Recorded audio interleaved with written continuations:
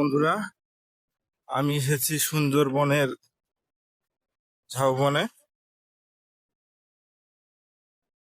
বালির মধ্যে হাঁটতেছি, অনেক কষ্ট হচ্ছে। পা গুলো নিচে বালিতে ডেবে যাচ্ছে, এই কারণে অনেক কষ্ট হচ্ছে। আমরা অনেকেই ঘুরতে এসেছি এখানে। এখানে দেখা যাচ্ছে নতুন করে কিছু বনায়নের জন্য সম্ভবত গাছ লাগানো হয়েছে।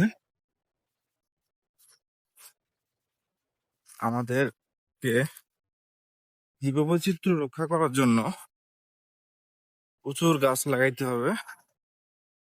আমরা মানুষেরা তো দিন দিন মনুষ্যত্বহীন হয়ে যাচ্ছি।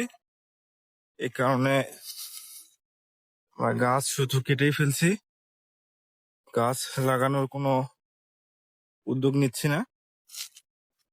আমাদের হযরত মুহাম্মদ সাল্লাল্লাহু আলাইহি ওয়াসাল্লাম আমাদেরকে গাছ লাগাইতে বলেছেন।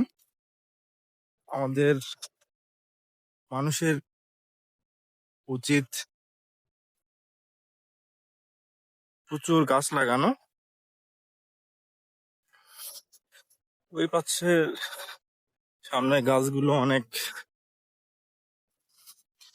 বড় হয়ে গেছে। এই পাশে দেখা যাচ্ছে প্রচুর গাছ অনেক বড় হয়ে গেছে। এই পাশ থেকে সমুদ্রটা দেখতে খুব ছোট মনে হচ্ছে। আপনারা সবাই আসবেন, আল্লাহর দুনিয়া ঘুরে দেখবেন, অবশ্যই আপনাদের ভালো লাগবে।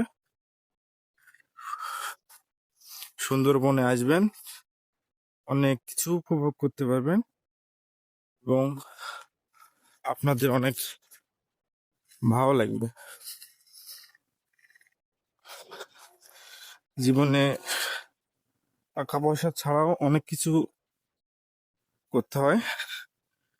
আমি হাঁটতে হাঁটতে হাঁপাই গেছি বালুর মধ্যে। যে এখানে কিছু গাছের ফল এসে আটকে গেছে বালিতে। যখন জোয়ার ওঠে তখন সম্ভবত এগুলো পানিতে তলিয়ে যায়। বালিগুলো প্রচুর গরম হয়ে আছে, পা দেওয়া যাচ্ছে না, রোদের কারণে প্রচুর গরম হয়ে গেছে। গাছগুলো অনেক সুন্দর।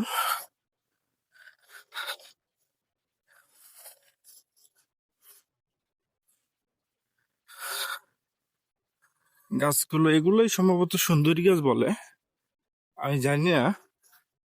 আপনারা জানলে কমেন্টে জানাবেন অবশ্যই। আমরা যে স্পিড বোর্ডে এসেছি, তিনি আমাদেরকে ডাকছেন।